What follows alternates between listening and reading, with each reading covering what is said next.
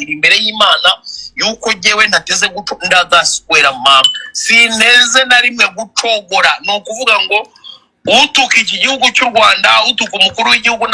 n'abandi bakuru b'igihugu bose b'igihugu cyacu cy'u Rwanda nzamuhagashino kanyina ngo waravuze ngo uri inshuti ngo yaribu rwose uwo mugabo ko ntaravugana nawe ibyo bintu aba ntaramubwiriye urumva rero abyara nantunguye cyane kubona umuntu w'umugabo ashobora kugenda imbere y'imbaga nyamwinshi agakoreshwa kuko byose mbagenda urumva niba byamaze kuba nka kuriya ntabwo ahura uburyo nanjye nshakisha amandi makuru kugira ngo menye ngo wote ubundi ni muntu ki n'ibiki byose ndetse n'andi makuru avuga ko ngo ari mubyara wa Kinani ushakisha amakuru nk'uko nanjye nashakisha uraza kubyumva komeza ndakumva Theo kandi si ubwa mbere Theo yaba avuze ibintu biri bizarre ndetse Theo ni igisambo kuko yigeze no kubifungirwa nuramuka ugiye kuri Google ukandikamo Theo uretse umubona Theo y'igisambo ikindi Theo azwiho ni umubano agirana n'uwitwa Byansibeka yigeze no kumusaba ubuhungiro uburetse gato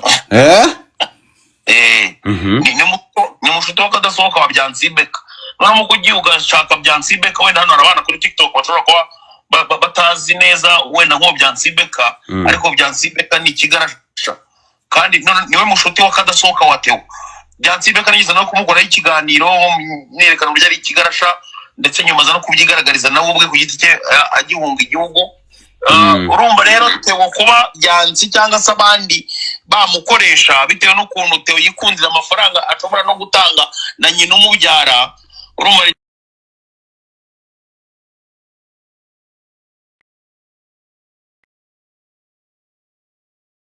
ninda nini nyine bamukoresheje ndetse uze gucunga neza aho bakoreraga ira press conference umuntu wari uhagararanye na Theo kugira ngo abaze kiriya kibazo yabajije yego kuko jewe sinyega ko hari umuntu nari natuka umuntu rusange cyangwa se nta muntu uratuka numvishe neza ndakumva yes mbaye naratutse umuntu rusange ku giti cye abaturage b'u Rwanda bafite amahoro bameze neza naba nararezwe muri RIB sibyo nyeka ko nuwo naba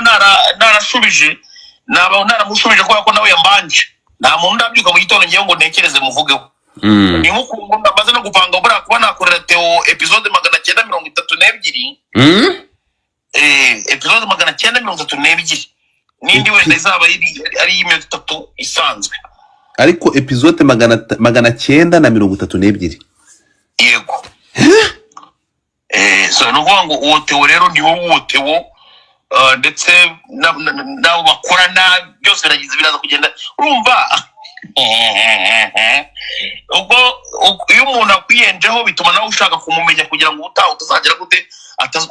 utazongera kumusitara ikindi kandi ngo dufata wenda mutari muzi ejo bundi mperutse guterwa yewe nuko nabicecetse guterwa gute sobanura guterwa nande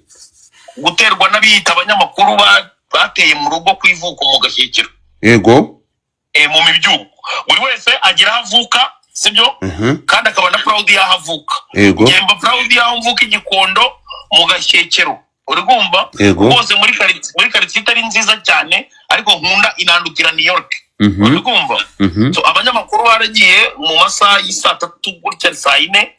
baragenda bajya mu rugo mu rugo bataranakubura bataranagira gute bahita bagenda batera kamera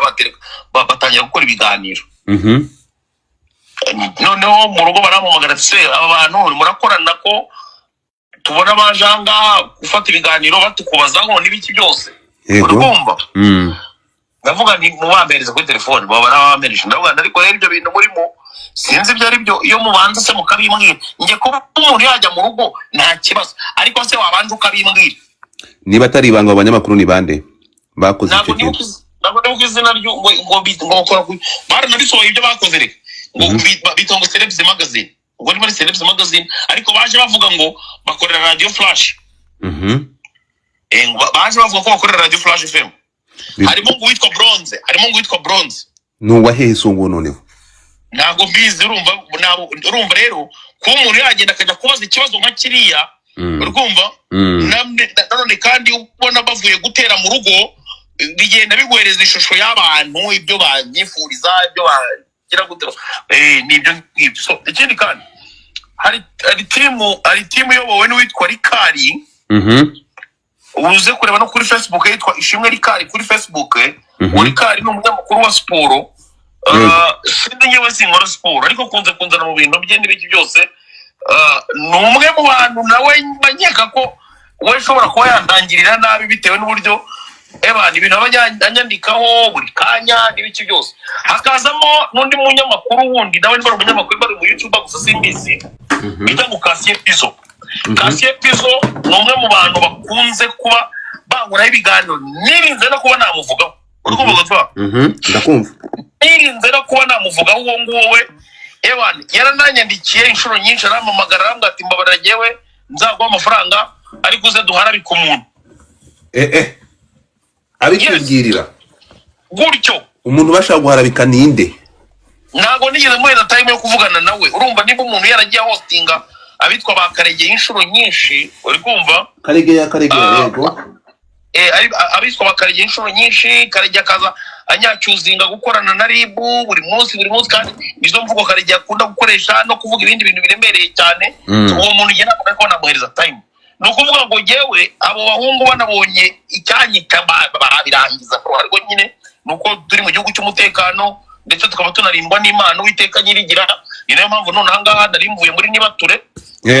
abamabisha nari mvuye muri Nibature. Uri serious? Yes. Ejo bundi ntabwo wabonye ko nagiye ni Kabgayi kwa nyina wa Yezu. Kuki? Yes. Nuvuga ngo ubu wamaze kuba umukizwa? Nukuvuga ngo jewe ndi mu nzira rwose process zo kugira ngo nibere umukizwa wa nyawe mu karismatiki wemewe. Hanyuma ibingibi nyuma yuko uyu muntu agutoyeho igitero navuga ko ari igitero simusiga ariko noneho agakoresha amagambo twumvishe arakoresheje reference y'abantu kugeza amasaha batari shyashya. Ntutekereza ko urugamba wahagurukiye rushobora kukubera ingorabahizi? No kuvuga ngo jewe narakubwiye Godfather iyo ndwaniye shikaramu minori kandi no kuvuga ngo ahubwo jewe magenda mbona yuko initiative nafashe yo guhashya haduyi wese tifuriza igihugu umutekano n'amahoro ndetse biri bandagaza abayobozi b'igihugu cyacu. Ubona ko initiative itangiye kugenda igera aho ibyara amatunda aho igera ku musaruro runaka. Niba abantu nk'abo bakorana n'abo bantu babashyigikira batagiye kujya baza bakavugira mu ruhame urumva mo turagenda tubamenya. Fata video postinze none ahangaha kuri Twitter urumva ubu none tuvuga mbaburi playing yo video ndavuga maze kuyiplaying. Reka nze manze nyarukireyo haryo ukoresha J Squeezer ukoresha gasuku ni J Squeezer give me a second hano yego uretse gato cyangwa umbwira nyikohereze kuri WhatsApp playing n'abantu bayumve no kuvuga ngo niba tugiye gufata kuvuga ngo tugiye guhana Godfather niduhane bamwe ngo tureke n'abandi. Abantu bagomba kubona ibinyafu kandi ndarahira imbere y'Imana yuko jewe ntateze ndagaswera mama sineze na rimwe gucogora. No kuvuga ngo utuka iki gihugu cy'u Rwanda utuka umukuru w'igihugu n'abandi bakuru b'igihugu bose b'igihugu cyacu cy'u Rwanda nzamuha agashino kanyina. Playing your video. Reka numve.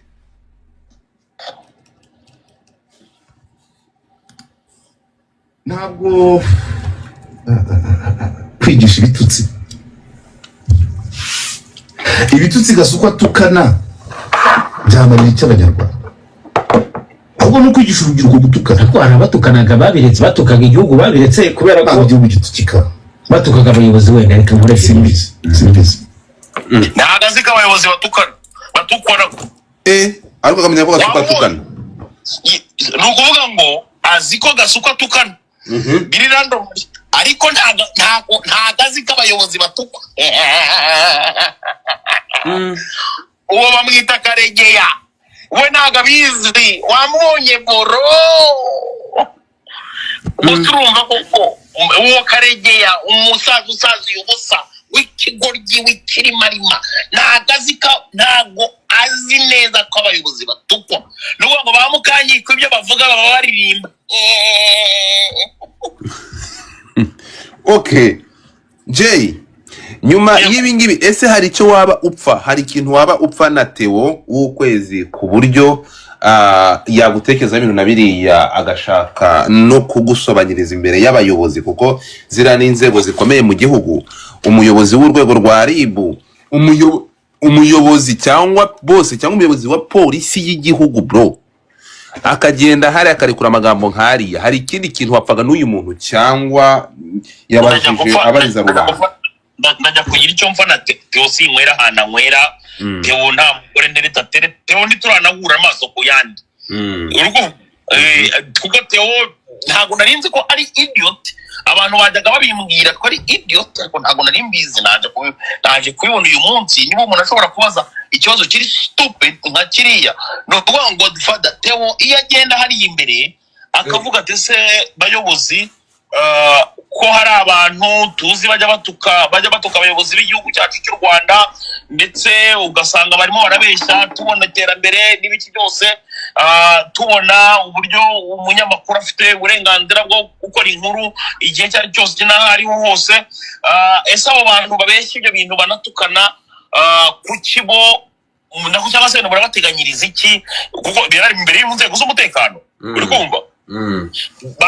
bari kumubwira, ariko kuki yafashe uruhande rwa Gasuku usubiza abo bantu kandi bigakoreshwa tubona ari imvugo zakoreshejwe n'abo washubije? Nabo nagiye nsubiza ba Sergeant Robert bavuze uko urumva ko Sergeant Robert yarambeshye, yaravuga ngo nkorana n'abakoroneri urumva, kandi uyoboye ni umukoroneri harya,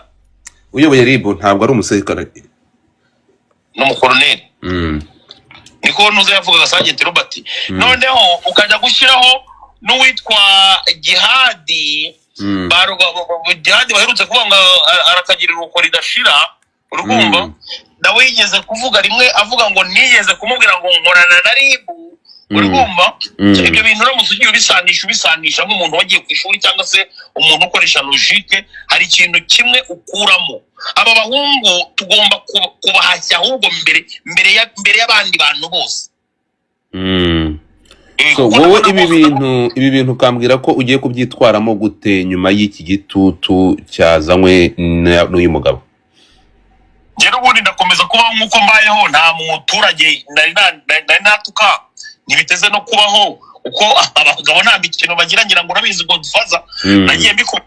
nyinshi ndakubwira ni aba bagabo ebane nta mikino bagira, iyo baramuka bakubonyeho ikintu cyo guhohotera abaturage babo, ikintu cyo kuba wahungiye umutekano w'abaturage babo, ahantu bakubika rwose ni nk'ara Jihad arimo aragana uri kumva.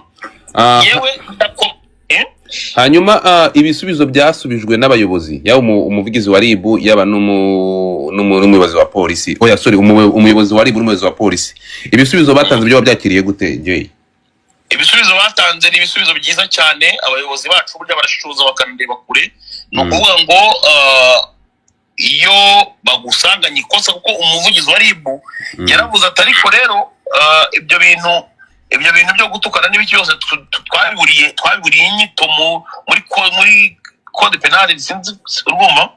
babiburiye inyito, ariko bagiye kugenda babyiteho uri kumva. Kuvuga ngo bano bagabo ntibajya batinda, kuko umukuru wa polisi we yaravuze ngo twabyanditse, babyanditse nyine urwo ngo icyo nacyo ni ikintu bagiye kwitaho urumva.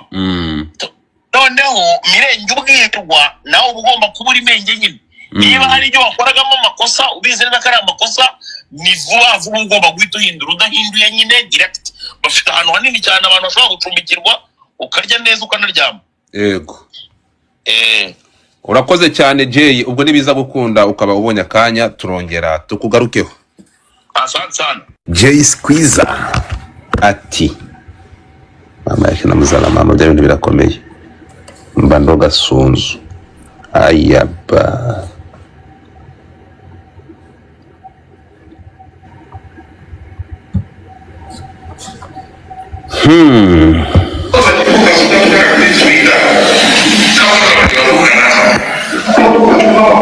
tega amatwi